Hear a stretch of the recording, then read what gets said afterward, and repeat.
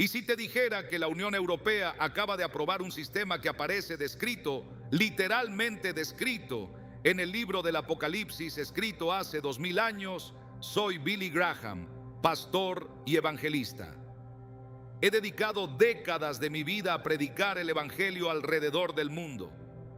He llevado el mensaje de Jesucristo a innumerables personas y naciones, siempre procurando que la verdad de las Escrituras ilumine aquello que sucede delante de nuestros ojos.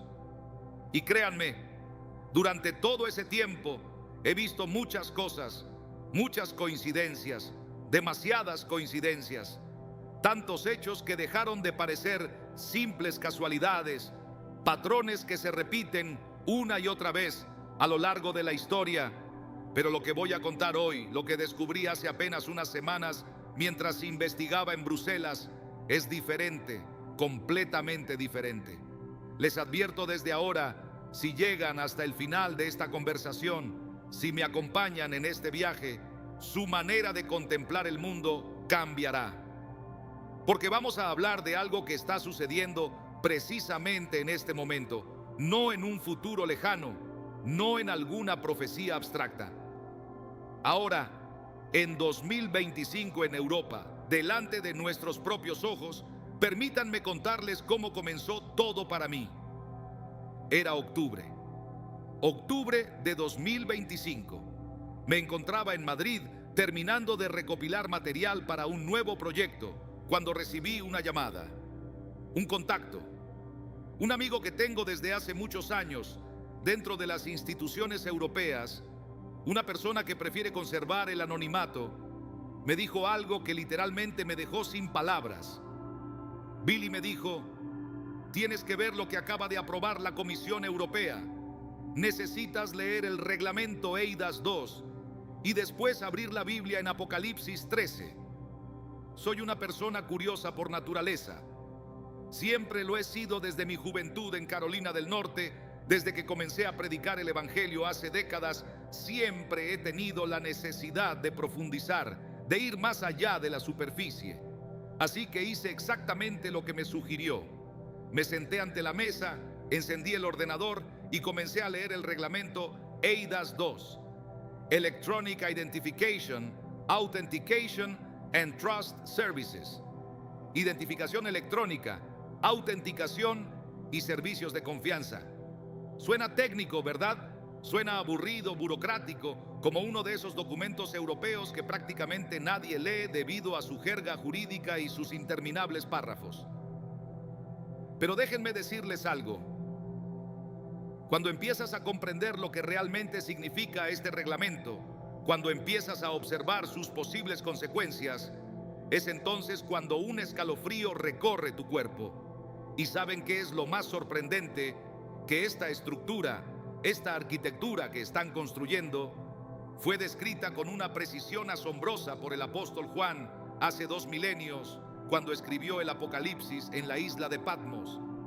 Pero hay algo más que quiero que comprendan desde el principio. No soy un fanático religioso. Nunca lo he sido. No soy de esas personas que encuentran señales del fin del mundo detrás de cada noticia. Durante décadas he procurado examinar los acontecimientos con seriedad, prudencia y a la luz de las Escrituras. He predicado sobre Jesucristo, sobre la salvación, sobre la eternidad y sobre la necesidad de discernir los tiempos, siempre desde una búsqueda sincera de la verdad. Y precisamente por eso, porque no me dejo arrastrar fácilmente por el sensacionalismo. Lo que estoy a punto de compartir con ustedes tiene importancia. No son simples conjeturas, no son teorías conspirativas surgidas de la nada. Son hechos documentados, reglamentos oficiales, fechas confirmadas y sistemas que ya están poniéndose en funcionamiento.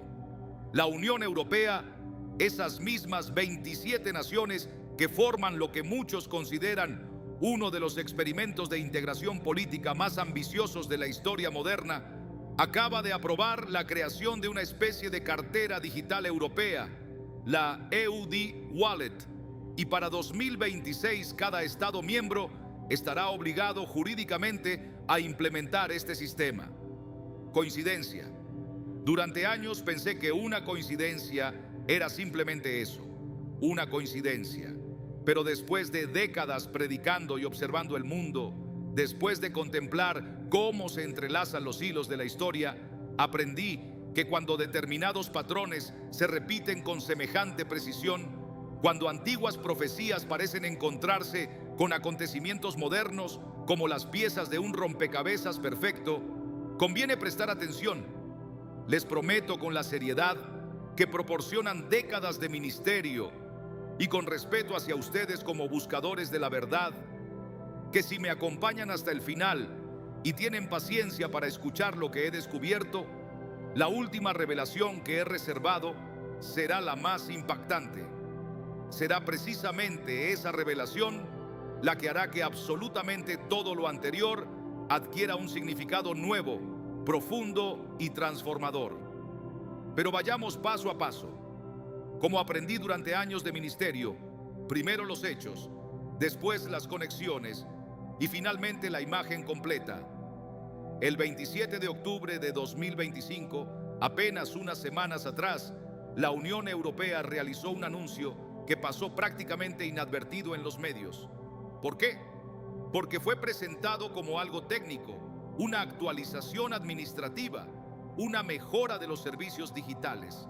Sin embargo, cuando lees el documento completo, observas sus consecuencias y conectas los puntos con otras decisiones que están tomándose simultáneamente en ámbitos como la moneda digital, el control financiero y la identidad biométrica.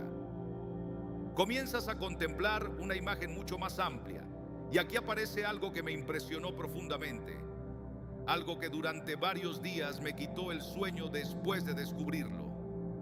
El apóstol Juan, exiliado en Patmos alrededor del año 95 después de Cristo, contempló una visión sobre los últimos tiempos, un periodo que la tradición cristiana denomina la Gran Tribulación. En esa visión, Juan contempló un sistema de control económico descrito con tal precisión y detalle que durante siglos los teólogos se preguntaron, ¿cómo podría ser posible algo semejante?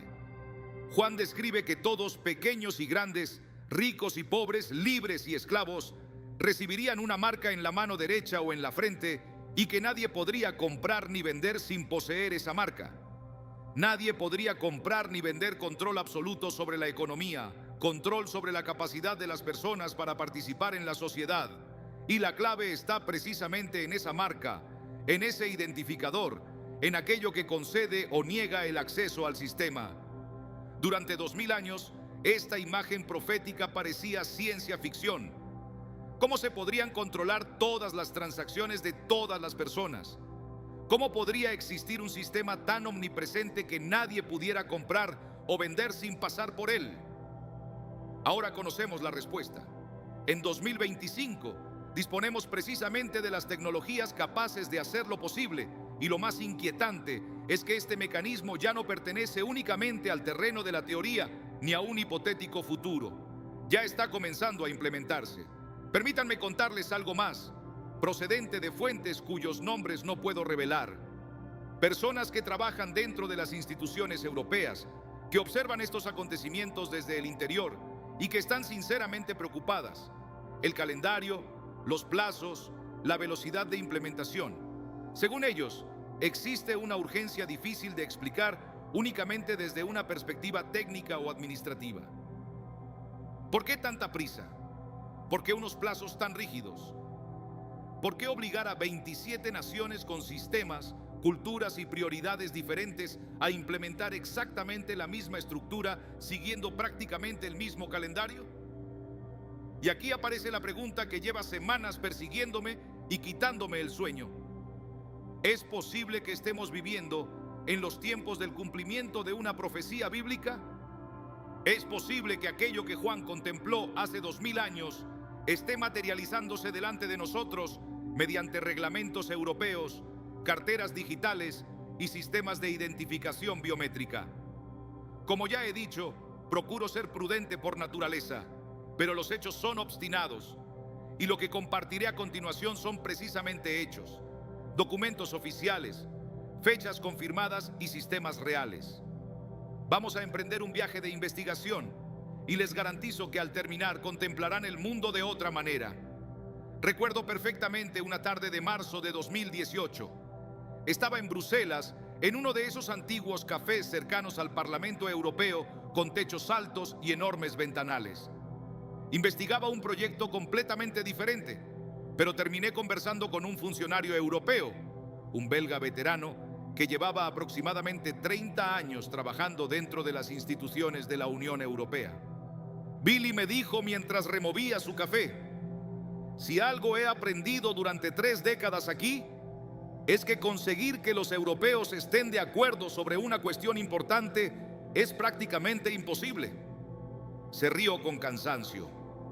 Francia quiere una cosa, Alemania quiere otra. El sur discute con el norte, el este con el oeste. Es como dirigir una orquesta donde cada músico interpreta una partitura diferente. Y tenía razón. Completamente, la historia europea es también una historia de guerras, conflictos y rivalidades que duraron siglos. Franceses y alemanes se mataron durante generaciones. Los polacos desconfían de Rusia. Los británicos ni siquiera quisieron permanecer en la Unión y terminaron marchándose. La idea de que 27 estados soberanos, cada uno con su propia historia, cultura e intereses, puedan ponerse de acuerdo sobre algo profundamente estructural, parece casi imposible. Y sin embargo, aquí aparece el misterio que no deja de inquietarme. Cuando la Comisión Europea propuso eIDAS 2 y presentó el proyecto de crear una cartera digital capaz de modificar la forma en que los europeos se identifican, acceden a servicios y realizan determinadas operaciones, ¿saben cuánto rechazo significativo apareció? Prácticamente ninguno. Los 27 pascalices aceptaron. Francia sí, Alemania sí. Italia, España, Polonia, Rumanía, Países Bajos, todos avanzaron. No hubo interminables enfrentamientos entre estados bloqueando la decisión, ni las habituales batallas sobre soberanía nacional que tantas veces hemos contemplado dentro de Europa. Era como si de repente todas aquellas naciones compartieran una misma idea. ¿Y saben a qué me recordó? A algo que había leído muchos años antes en la Biblia y que jamás imaginé contemplar de manera semejante durante mi vida. Apocalipsis 17:13. Juan contempla 10 reyes y explica que tienen un mismo propósito y entregan su poder y autoridad a la bestia. Una misma intención, 10 reyes, 10 reinos, 10 centros de poder compartiendo un propósito y transfiriendo su autoridad hacia una estructura central. Sí, lo sé. La Unión Europea tiene actualmente 27 miembros, no 10. Pero permítanme mencionar un detalle curioso relacionado con la historia de la integración europea. La Comunidad Económica Europea, antecedente de la actual Unión Europea, comenzó en 1957 con 6 países fundadores y durante diferentes etapas de su evolución, la estructura europea fue ampliándose mientras las competencias de Bruselas y de las instituciones comunes crecían progresivamente. Permítanme contarles otra historia. Esta es mucho más reciente. En octubre de 2025, unas semanas antes de los acontecimientos que estaba investigando sobre eIDAS primero, viajé a Frankfurt. Tenía concertada una reunión que llevaba meses intentando conseguir con una persona que trabaja muy cerca del Banco Central Europeo. Por supuesto, no revelaré nombres. Comprenderán por qué. Pero aquella persona me dijo algo que me produjo un escalofrío. Están acelerándolo todo, me dijo. Caminábamos junto al río Meno que atraviesa Frankfurt. Era una tarde fría, gris, típicamente alemana de otoño. El euro digital, la cartera de identidad, todo está conectado y existe presión desde arriba. Mucha presión para conseguir que funcione cuanto antes. ¿Presión de quién?, pregunté. Se encogió de hombros. Esa es precisamente la pregunta. Oficialmente se habla de competitividad. China desarrolla sus propias infraestructuras digitales y otras grandes potencias exploran sistemas semejantes. Pero aquel calendario, según mi interlocutor, era extremadamente acelerado, como si alguien necesitara llegar a una fecha límite que nosotros desconocemos. ¿Entienden lo que quiero decir? No estoy hablando simplemente de teorías. Estoy hablando de conversaciones reales con personas que contemplan estos procesos desde dentro. Y aquí aparece lo que verdaderamente me preocupa y lo que me obliga a preguntarme si estamos ante algo mucho mayor que una simple modernización digital. El sistema que están construyendo no consiste únicamente en una cartera digital, es una arquitectura completa. Cuando unes una identidad digital con una moneda emitida por un banco central, estás conectando dos elementos extremadamente poderosos: identidad y dinero, la posibilidad técnica de saber quién realiza una operación y de autorizarla dentro de una misma infraestructura. He leído los documentos y los reglamentos. La implantación de la cartera europea establece obligaciones para los Estados miembros y progresivamente diferentes servicios deberán ser capaces de interactuar con ella. ¿Y qué sucede con el euro digital? El Banco Central Europeo también lleva años trabajando en su desarrollo. Los calendarios avanzan, las infraestructuras avanzan, las piezas empiezan a acercarse. Hace 2000 años Juan contempló una sociedad en la que nadie podía comprar ni vender sin determinado signo o autorización. Y ahora, por primera vez en la historia, disponemos de una infraestructura tecnológica capaz de hacer técnicamente posible algo semejante. Pero existe algo más, algo que vuelve todo esto todavía más inquietante. ¿Recuerdan que hablábamos de diferentes naciones avanzando hacia estructuras semejantes? Pues cuando profundicé, descubrí que el impulso hacia la identidad digital no pertenece únicamente a Europa, es mundial. India posee Aadhaar con más de 1.000 millones de personas registradas mediante un sistema de identidad digital biométrica. China ha desarrollado enormes infraestructuras digitales. Otros países están construyendo sistemas similares. Es como si los grandes bloques de poder estuvieran avanzando simultáneamente hacia una misma dirección tecnológica. Coordinación, coincidencia. Después de tantos años investigando, he aprendido a prestar atención cuando aparecen patrones semejantes. La Biblia habla de una bestia que recibe autoridad sobre pueblos, naciones, lenguas y tribus. Y ahora contemplamos sistemas nacionales que pueden integrarse progresivamente dentro de arquitecturas tecnológicas compatibles. Permítanme mencionar otra cuestión que descubrí hablando con expertos en tecnología financiera. La cartera europea de identidad digital ha sido concebida teniendo en cuenta la interoperabilidad. ¿Comprenden lo que significa? Que desde su propio diseño existe la posibilidad de que diferentes sistemas puedan comunicarse entre ellos. Y cuando uno examina determinadas especificaciones tecnológicas, empieza a comprender algo fundamental: la infraestructura necesaria para verificar identidades digitalmente, autorizar operaciones y registrar interacciones. Ya existe. La tecnología capaz de hacer posible una sociedad semejante a la descrita por Juan ya está aquí. Y no solamente existe, está siendo desarrollada mediante programas concretos, presupuestos, legislación y calendarios. Pero la pregunta continúa persiguiéndome. ¿Por qué ahora? ¿Por qué precisamente en este momento de la historia? ¿Por qué tanta velocidad? Y existe todavía algo más que quiero reservar para la siguiente parte de esta conversación, porque todo lo que hemos visto hasta ahora es solamente la superficie. La conexión más profunda con las profecías bíblicas todavía está por llegar. Les advertí al comienzo que todo esto podría cambiar su manera de contemplar el mundo. Y después de décadas de ministerio y de predicar alrededor del mundo, Sé perfectamente que la confianza es lo más valioso que existe. Así que continuemos. Sigamos conectando los puntos.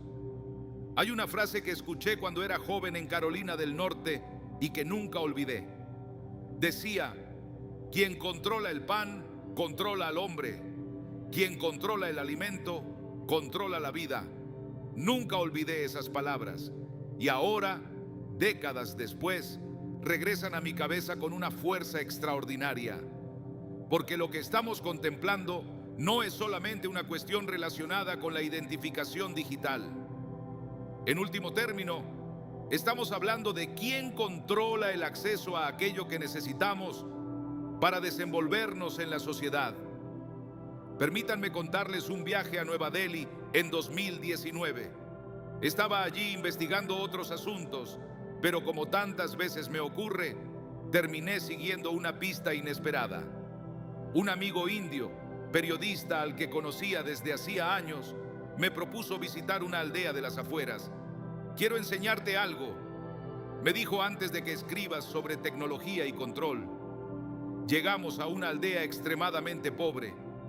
Allí conocí a una mujer llamada Lakshmi. Tendría unos 65 o quizás 70 años. Era difícil saberlo. El trabajo duro envejece rápidamente. Lakshmi me contó su historia a través de mi amigo que traducía. Durante años había recibido una pequeña pensión del Estado. Era una ayuda mínima, pero suficiente para permitirle comer cada día. Después llegó a dar el sistema indio de identificación biométrica. Me dijeron que tenía que registrarme, explicó mientras mostraba sus manos temblorosas, porque de lo contrario no podría recibir la pensión. Fue hasta una oficina y colocó los dedos sobre el lector, pero la máquina no reconocía sus huellas. Sus manos estaban demasiado desgastadas. Lo intentaron una y otra vez sin éxito.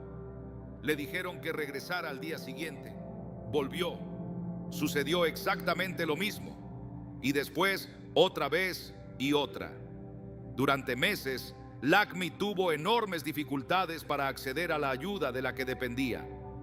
Sobrevivió gracias a la generosidad de vecinos que apenas tenían recursos para ellos mismos hasta que finalmente consiguieron realizar un procedimiento especial. Pero otras personas de mi aldea, me dijo, no tuvieron tanta suerte. Aquella conversación y aquella historia real me hicieron comprender algo fundamental. Los sistemas digitales que se presentan como progreso, comodidad y seguridad también pueden tener otra cara. Pueden excluir, pueden decidir quién accede y quién queda fuera cuando algo falla. Y aquello me hizo volver mentalmente a Europa, porque la cuestión fundamental no es únicamente ¿qué promete una tecnología cuando funciona perfectamente? La verdadera pregunta es, ¿qué sucede cuando toda tu vida depende de ella y el sistema decide que no puedes entrar? Permítanme explicar cómo funciona esta cuestión en la práctica. Formalmente, la cartera EUDI está planteada bajo principios de utilización voluntaria. Suena bien, libertad, elección personal, pero existe otra pregunta. ¿Qué ocurriría si con el paso del tiempo cada vez más servicios fundamentales utilizaran sistemas digitales de verificación? ¿Qué sucede cuando el banco solicita identificación digital?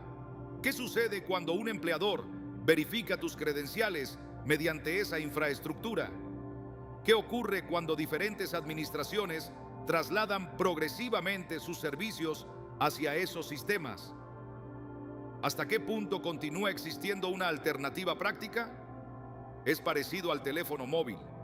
Nadie te obliga jurídicamente a poseer uno, pero intenta vivir hoy completamente al margen de un teléfono.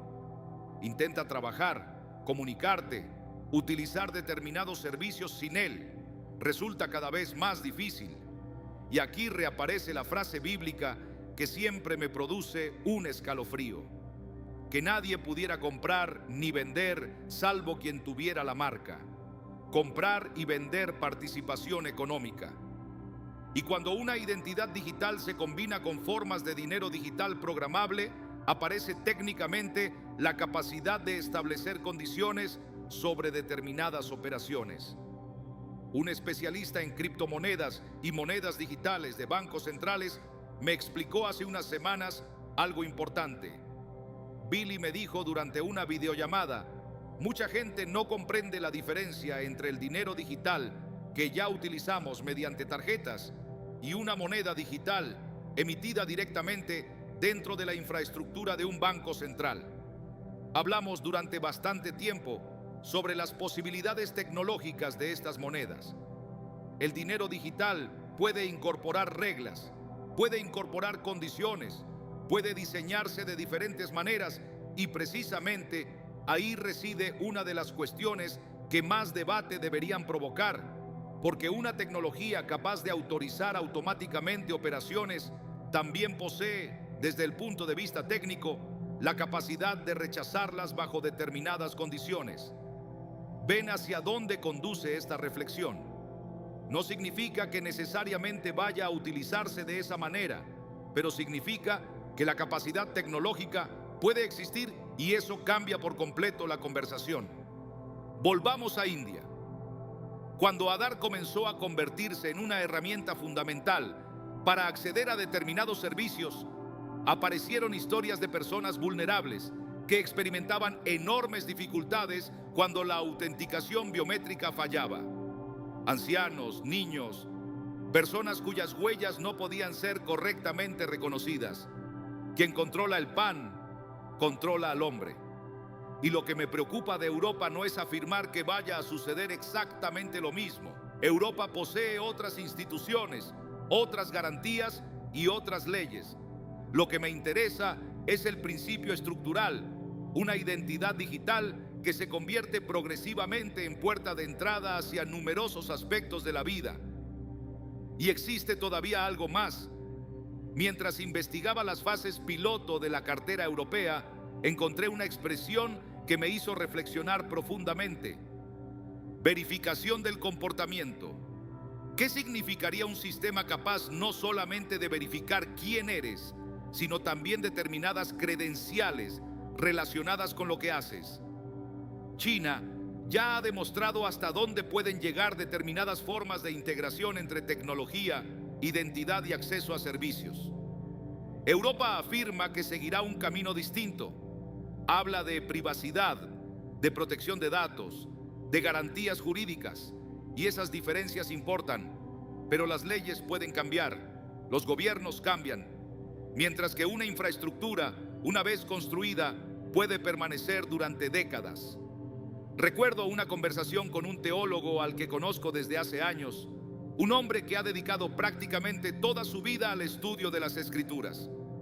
Le hablé sobre todo aquello que estaba investigando y me respondió con una frase que todavía recuerdo. Juan vio la marca de la bestia hace 2000 años.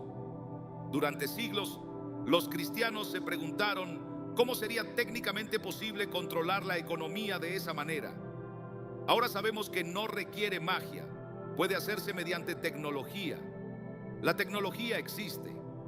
Después solamente sería necesaria una decisión política que activara determinados mecanismos y una justificación suficientemente convincente para que la población los aceptara. Seguridad, comodidad, protección frente al fraude, lucha contra el terrorismo, prevención del blanqueo de dinero. Todas son razones que suenan razonables. ¿Quién podría estar contra la seguridad? ¿Quién estaría en contra de combatir el crimen? Pero debemos comprender también qué capacidades entregamos a las infraestructuras que construimos. Y quiero dejar algo completamente claro antes de continuar. No estoy diciendo que la cartera digital europea sea la marca de la bestia. No. La profecía bíblica contiene un elemento esencial que todavía no aparece aquí: el culto, la adoración, la lealtad espiritual hacia el anticristo. Lo que estoy diciendo es diferente. Lo que estamos contemplando podría representar la construcción de una infraestructura que técnicamente permitiría niveles de control antes imposibles. Estamos viendo cómo se levanta el escenario, y si algún día apareciera la figura que las escrituras denominan anticristo, quizá no necesitaría construir desde cero una infraestructura mundial de control. Podría encontrarse con buena parte de ella ya desarrollada. Y eso, amigos, me obliga a preguntarme si estamos viviendo tiempos verdaderamente extraordinarios. Hay una imagen que vuelve continuamente a mi memoria. Fue en Stan en 2003. Estaba estudiando manuscritos antiguos mientras preparaba uno de mis mensajes. En una sala polvorienta, iluminada débilmente por la luz que entraba a través de altos ventanales, encontré un antiguo códice. Era una copia del Apocalipsis ilustrada por monjes muertos hacía siglos. Una de aquellas imágenes quedó grabada en mi memoria: la bestia. El artista medieval había representado una criatura con 7 cabezas y 10 cuernos. Cada cabeza parecía coronada y alrededor había líneas que parecían conectar unas partes con otras como una red invisible. Entonces pensé que simplemente era una interpretación artística, una manera medieval de representar un poder maligno interconectado. Pero ahora me pregunto si aquella imagen no encerraba una intuición mucho más profunda, hilos invisibles conectándolo todo. Y antes de continuar con esos hilos, quiero detenerme un instante, porque cuando uno empieza a contemplar conexiones como estas, la pregunta deja de ser solamente qué está ocurriendo fuera. También aparece otra mucho más personal que está despertando todo esto dentro de ti. ¿Por qué ciertos temas, ciertas señales o ciertas preguntas parecen perseguirte una y otra vez? Precisamente de esa búsqueda interior nace mi recomendación de El Llamado. Si sientes que hay algo que te impulsa a mirar más allá de lo evidente, a comprender mejor las señales de tu propia vida y a profundizar en aquello que quizá llevas demasiado tiempo sintiendo sin poder explicarlo, entra y descubre. El Llamado está disponible en el comentario fijado y en la descripción del vídeo. No lo veas simplemente como otra lectura.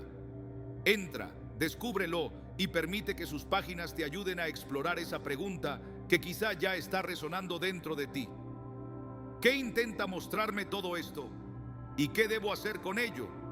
Porque, como veremos ahora, cuando empiezas a seguir los hilos, algunas conexiones pueden llevarte mucho más lejos de lo que imaginabas. Permítanme contarles lo que descubrí apenas unas semanas atrás, algo que me llevó a pasar noches enteras realizando llamadas, enviando consultas y revisando documentos hasta altas horas de la madrugada. Resultó que el desarrollo de eIDAS 2 y de la EUDI Wallet no podía comprenderse únicamente como un fenómeno aislado. Existe un movimiento internacional mucho mayor hacia la identidad digital. Durante la pandemia se desarrollaron diferentes iniciativas relacionadas con credenciales digitales y viajes internacionales. Entre ellas, aparecieron proyectos orientados a crear identidades verificables capaces de facilitar el tránsito entre fronteras mediante teléfonos móviles, biometría y credenciales digitales. Suena cómodo y probablemente en muchos sentidos lo sea, pero mientras investigaba esas iniciativas, encontré elementos que me hicieron pensar. Algunas involucraban gobiernos, empresas tecnológicas y organizaciones internacionales, y varias compartían ideas parecidas: identidad digital, credenciales verificables, interoperabilidad, biometría, sistemas capaces de comunicarse internacionalmente. ¿Y qué relación tiene esto con Europa? Precisamente que el ecosistema tecnológico que desarrolla estas soluciones es internacional. Consultoras, empresas tecnológicas, expertos, organismos. Muchos trabajan sobre estándares compatibles y arquitecturas que pueden comunicarse. No estamos contemplando únicamente proyectos completamente aislados. Estamos viendo una transformación digital internacional y aparece otra conexión. Naciones Unidas lleva años impulsando la necesidad de que todas las personas puedan disponer de una identidad jurídica dentro de los objetivos de desarrollo sostenible. Al mismo tiempo, organismos financieros internacionales investigan cómo podrían funcionar las monedas digitales de bancos centrales y cómo podrían interactuar diferentes infraestructuras financieras. El Banco de Pagos Internacionales también ha investigado modelos de infraestructuras financieras unificadas capaces de integrar activos digitales, dinero y sistemas de liquidación. Ven los hilos: identidad, dinero, interoperabilidad, infraestructura global. Europa, con cientos de millones de ciudadanos, representa uno de los escenarios más importantes del mundo para comprobar cómo pueden funcionar estas nuevas estructuras a gran escala.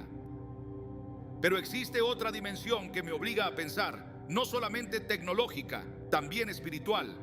Daniel describe un cuarto reino que devoraría toda la tierra durante siglos. Esas palabras fueron interpretadas de muchas maneras, pero por primera vez poseemos tecnologías capaces de extender una infraestructura a escala verdaderamente planetaria, no mediante una invasión militar, no mediante ejércitos conquistando territorios, sino mediante redes digitales presentes en todos los aspectos de la vida. Recuerdo una conversación con un joven programador extraordinariamente brillante que había trabajado con sistemas blockchain para instituciones financieras. Nos conocimos en una conferencia en Lisboa. Me explicó algo que nunca olvidé. Billy me dijo: la gente suele afirmar que la tecnología es neutral y que todo depende de cómo se utilice, pero cualquier sistema incorpora decisiones de diseño. Si construyes una infraestructura preparada para comprobar automáticamente identidades, permisos y condiciones antes de cada operación, estás creando capacidades que antes no existían. Le pregunté qué quería decir exactamente. Imagina, respondió, que cada vez que utilizas dinero digital, el sistema verifica automáticamente tu identidad y determinadas condiciones asociadas a la operación. Si algo no cumple las reglas programadas, la transacción simplemente no se ejecuta. Y entonces comprendí la verdadera cuestión. Cuando una economía depende completamente de una infraestructura digital, quien administra esa infraestructura posee un enorme poder. Nadie podía comprar ni vender. La imagen de Juan ya no necesita ser interpretada exclusivamente mediante elementos sobrenaturales. Existe una posibilidad tecnológica: código, algoritmos, infraestructura digital y otra conexión bíblica regresó a mi memoria. Primera de Tesalonicenses habla de un momento en que los hombres dirán paz y seguridad. ¿Y cuál es precisamente uno de los grandes argumentos utilizados alrededor de muchas de estas tecnologías? Seguridad, protección, confianza. Tu identidad estará protegida, tus operaciones serán seguras, tus datos estarán cifrados. Paz y seguridad. No soy profeta, nunca he pretendido serlo. Soy observador.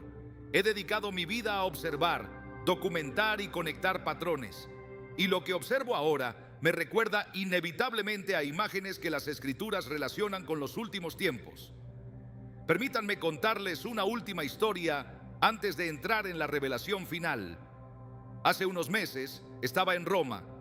Caminaba por el Foro Romano entre ruinas que en otro tiempo fueron el centro político de uno de los imperios más poderosos que había conocido el mundo. Allí, rodeado de columnas derribadas y piedras de miles de años, pensé en algo. Roma controlaba su mundo mediante infraestructuras, carreteras, acueductos, puertos, ejércitos. Si querías comerciar, utilizabas las vías romanas. Si querías determinados servicios, dependías de la infraestructura imperial, control mediante infraestructura. Y ahora, 2000 años después, contemplamos el mismo principio trasladado al mundo digital. Identidad digital, dinero digital, verificación digital, infraestructuras digitales. Los objetivos del poder pueden ser tan antiguos como la propia humanidad. Lo que cambia son las herramientas. Y las herramientas actuales poseen una capacidad de penetración que ningún emperador antiguo habría podido imaginar. Todo esto está construyéndose ahora con fechas, con calendarios, con proyectos piloto. Los hilos invisibles continúan entrelazándose. La red se hace cada vez más compleja. Y entonces surge la pregunta que nos conduce hacia la última parte de esta historia. ¿Estamos preparados? ¿Comprendemos lo que puede venir? ¿Y qué podemos hacer? Porque aquí, amigos, aparece algo fundamental: la esperanza. siempre existe esperanza. Y ahora quiero compartir con ustedes la revelación final que prometí desde el comienzo. Volvamos a la pregunta fundamental. ¿Por qué ahora? ¿Por qué después de 2000 años? ¿Por qué después de generaciones enteras de cristianos convencidos de estar viviendo los últimos tiempos? Estas tecnologías aparecen precisamente ahora. Durante semanas, mientras investigaba y conectaba los diferentes hilos, esa pregunta me perseguía hasta que una madrugada, solo en mi despacho, rodeado de libros y documentos, tuve una comprensión repentina. Una de esas ideas que reorganizan todo lo que creías entender. Tal vez no se trata simplemente de preguntarnos por qué la profecía podría cumplirse ahora. Quizá debamos preguntarnos qué condiciones materiales necesitaba para poder cumplirse. Juan contempló hace 2000 años un sistema de enorme control económico, pero una infraestructura semejante solamente podía existir cuando la tecnología fuera capaz de sostenerla. Y amigos, esa tecnología ahora existe. Permítanme contarles la historia que cambió mi perspectiva, la revelación que prometí al principio. En noviembre de 2024 recibí una carta. No un correo electrónico, no un mensaje digital, una carta de papel escrita a mano. Llegó hasta el lugar donde me encontraba en Madrid sin remitente. Ese tipo de cosas te ponen nervioso. Después de tantos años de ministerio, he vivido amenazas y situaciones complicadas. Las cartas anónimas invitan a ser prudente. Pero aquella carta no contenía una amenaza, era una advertencia. El texto era breve, escrito en un español impecable y con un tono formal, casi bíblico. Decía aproximadamente: Pastor Graham, usted ha dedicado su vida a predicar el Evangelio y anunciar la verdad. Existe una verdad que pronto será revelada al mundo. Observe lo que Europa está construyendo.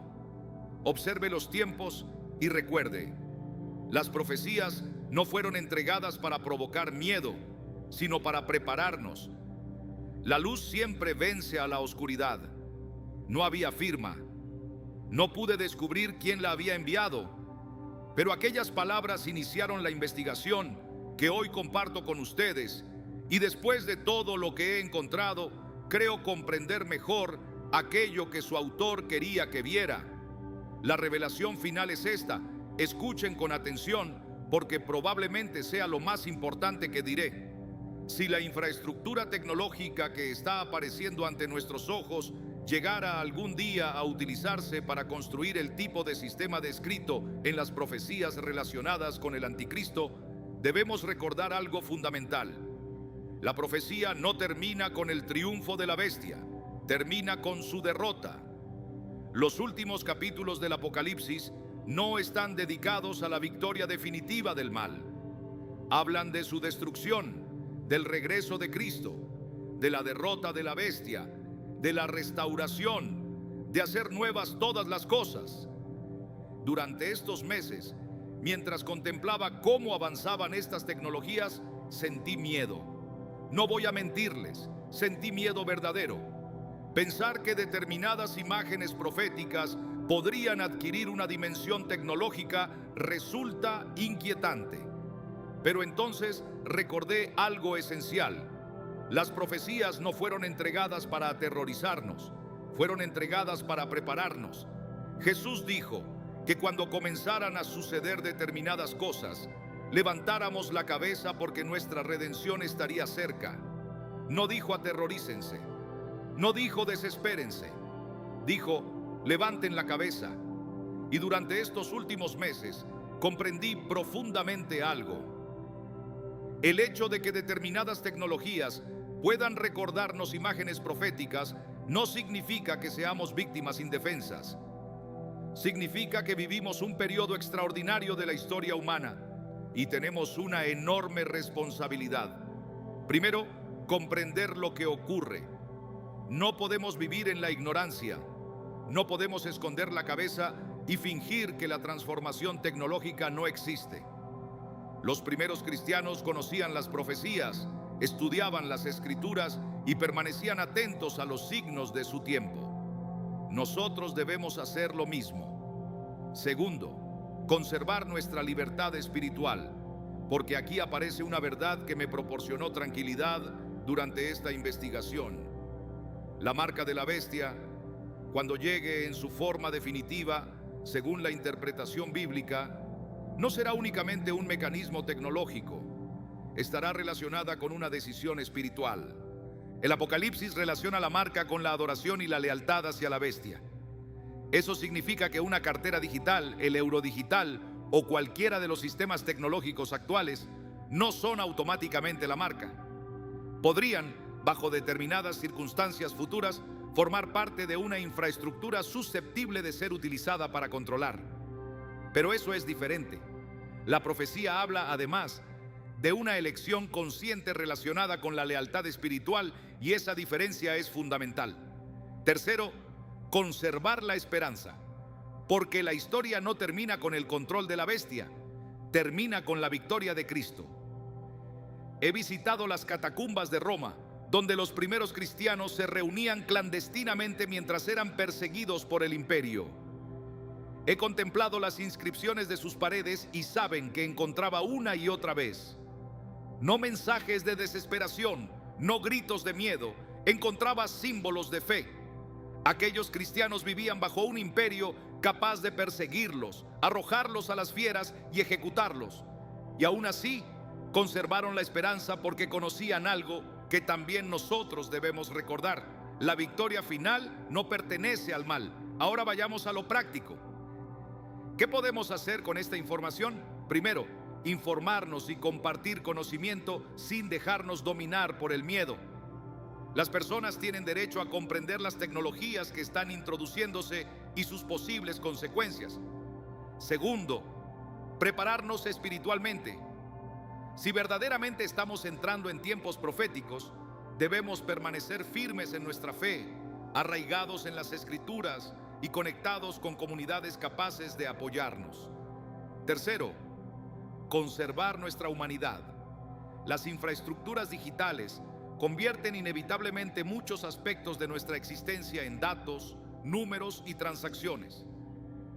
Nuestra respuesta debe ser cultivar aquello que ninguna máquina puede sustituir: la conversación cara a cara, la comunidad, la compasión, el amor al prójimo, aquello que no puede reducirse completamente a código. Y cuarto, recordar que mientras respiramos existe esperanza. Mientras la historia continúe, todavía existe tiempo para buscar la verdad, prepararse y decidir cómo queremos vivir. Recuerdo mi última conversación con aquel teólogo que mencioné anteriormente. Le pregunté, si realmente estuviéramos entrando en los últimos días, si la infraestructura que algún día podría utilizar el sistema de la bestia estuviera construyéndose ahora, ¿qué esperanza nos queda? Permaneció en silencio, miró por la ventana de su despacho en Jerusalén y finalmente dijo algo que nunca olvidaré. Billy, la esperanza no depende de las circunstancias externas. La esperanza está en la promesa. Y la promesa es que Cristo regresará, que el mal será derrotado, que habrá nuevos cielos y nueva tierra donde habite la justicia. El sistema de la bestia, según el Apocalipsis, tendrá un tiempo limitado. El reino de Cristo, en cambio, será eterno. ¿Comprenden la proporción? Ahí debe permanecer nuestra mirada. Y regreso ahora a la pregunta con la que comenzamos. Lo que acaba de hacer la Unión Europea aparece en la Biblia. Existen paralelismos que desde una lectura profética resultan extraordinariamente sugerentes. La identidad digital, el desarrollo de nuevas formas de dinero digital, la coordinación internacional, la posibilidad tecnológica de conectar identidad y participación económica. Todo ello recuerda inevitablemente las profecías sobre un futuro sistema de control. Pero esa no es toda la historia. La historia completa incluye el regreso de Cristo, la derrota del mal, la restauración de todas las cosas. Y contemplado desde esa perspectiva, lo que estamos viviendo no debería convertirse únicamente en motivo de miedo. También puede convertirse en una llamada a despertar, a observar, a discernir, a prepararnos, a recuperar aquello verdaderamente importante. He dedicado más de 50 años a predicar el Evangelio. He recorrido numerosos países, he escrito libros y he anunciado el mensaje de Jesucristo ante millones de personas, y quizá lo más importante que he aprendido no sea una respuesta concreta. Es la necesidad de continuar haciendo preguntas, de mirar detrás de las apariencias, de no permitir que el miedo sustituya al discernimiento. Aquel monje, cuyo códice contemplé en Estambul, representó una bestia atravesada por una red de conexiones. Tal vez comprendió algo profundamente humano. El poder nunca actúa de manera aislada. Se construye mediante relaciones, mediante redes, mediante sistemas. Hoy esas redes también son digitales, pero aquel antiguo manuscrito mostraba algo más. Al final aparecía Cristo triunfante. La bestia era derrotada. La historia no terminaba en la oscuridad, y eso es precisamente lo que debemos conservar en nuestra memoria.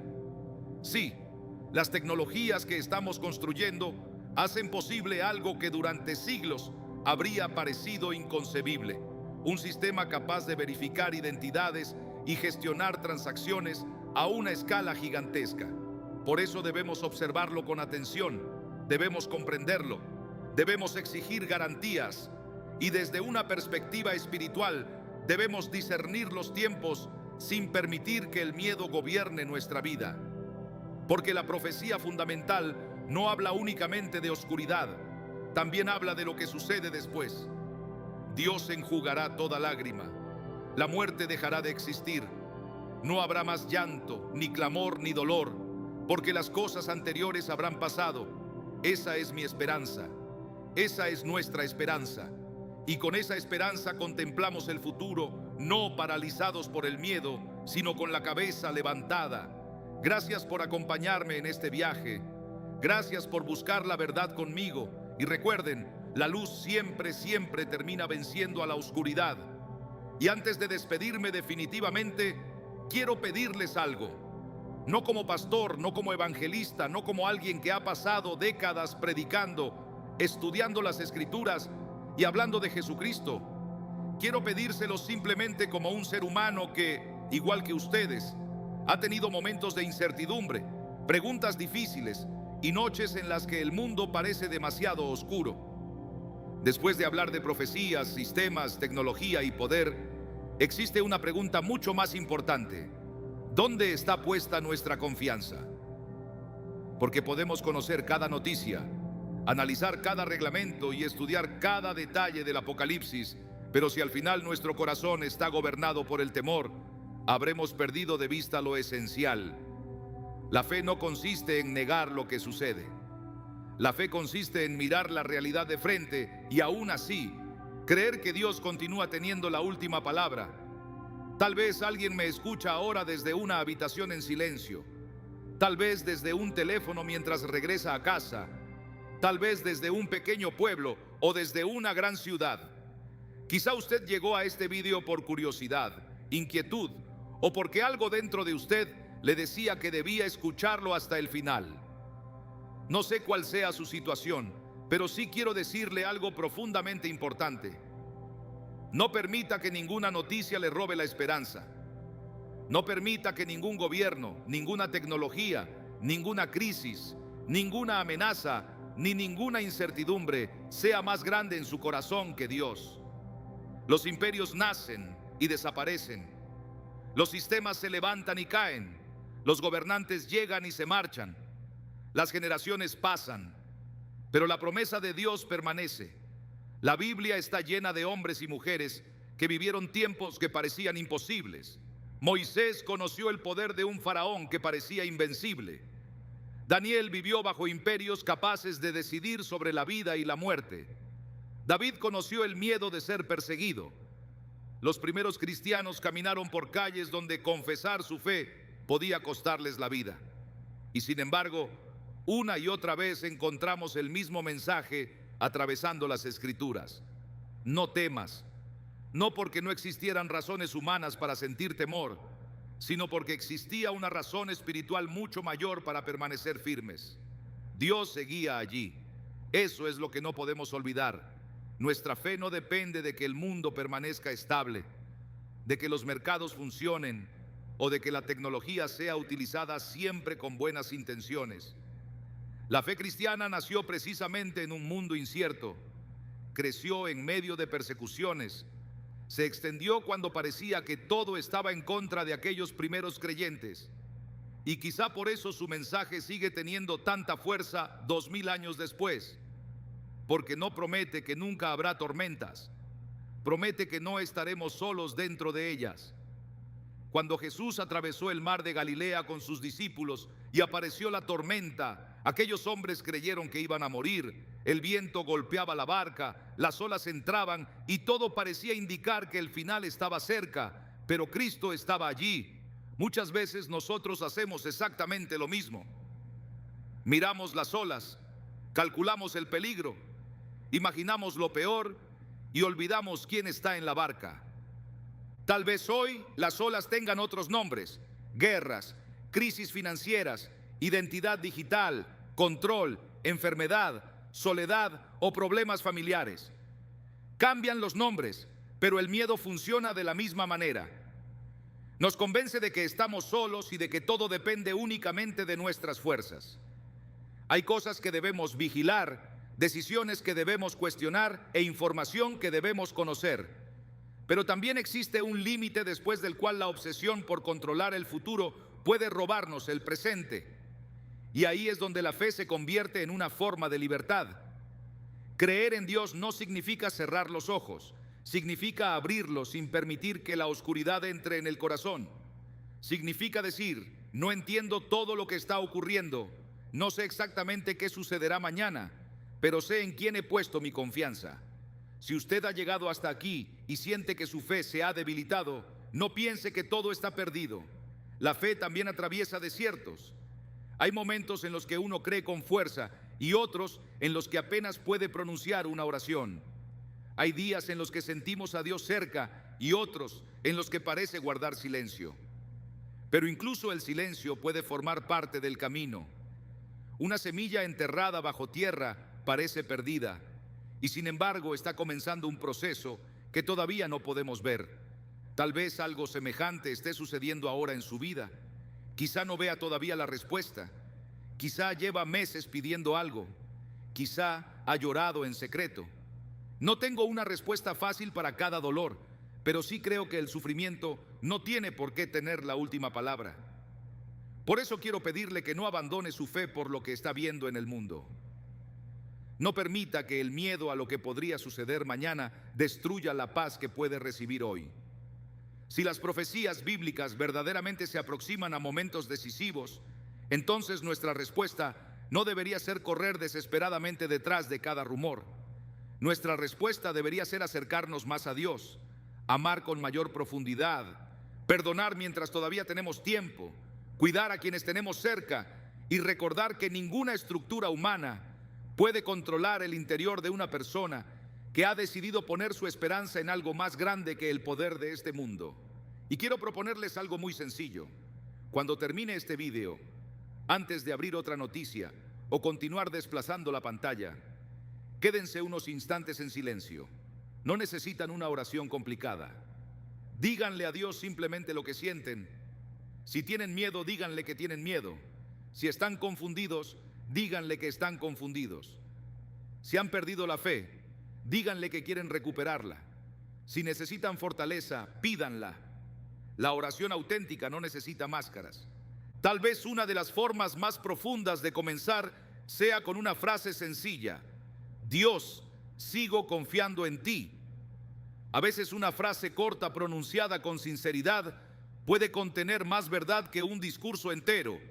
Y si sienten que estas palabras hablan también por ustedes, escriban esa frase en los comentarios: Dios, sigo confiando en ti. No para demostrar nada a nadie, sino como una pequeña declaración personal. Quizá otra persona llegue más tarde a este video, lea su comentario en una noche difícil y descubra que no está sola. Nunca sabemos hasta dónde puede llegar una palabra escrita en el momento correcto. Internet puede convertirse en un lugar lleno de ruido, miedo y enfrentamiento, pero también puede transformarse, aunque sea por unos minutos, en un espacio donde miles de personas se recuerden unas a otras que todavía existe esperanza. También quiero pedirles algo que para mí sería extraordinario leer. Escriban desde dónde nos están escuchando. Pongan su ciudad, su estado, su provincia o su país.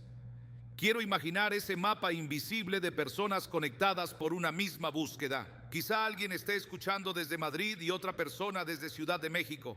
Tal vez desde Bogotá, Buenos Aires, Lima, Santiago, Monterrey, Guadalajara, Miami, San Juan, Caracas o Quito. No importa si viven en una capital enorme o en un pueblo con unos cuantos habitantes. Escriban desde dónde nos acompañan, porque cada comentario será una pequeña luz encendida sobre ese mapa.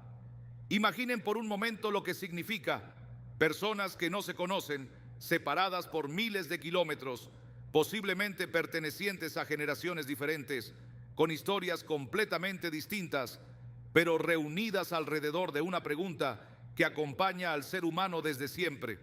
¿Hay esperanza cuando el mundo parece oscurecerse?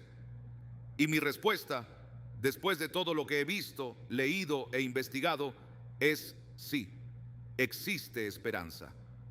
No porque yo pueda garantizarles que los próximos años serán fáciles. Nadie puede hacerlo. Existe esperanza porque la historia humana no se limita a aquello que vemos en los titulares. A veces nos comportamos como si las noticias fueran la realidad completa. Abrimos el teléfono y vemos guerras, conflictos, corrupción, desastres y divisiones. Todo parece avanzar hacia el caos, pero al mismo tiempo, en millones de lugares que nunca aparecerán en televisión, alguien está cuidando a un enfermo, una madre está abrazando a su hijo, una persona está perdonando, un desconocido está ayudando a otro, alguien está orando y alguien está recuperando la fe. Esas historias también forman parte del mundo. Quizá no producen titulares, pero sostienen la humanidad.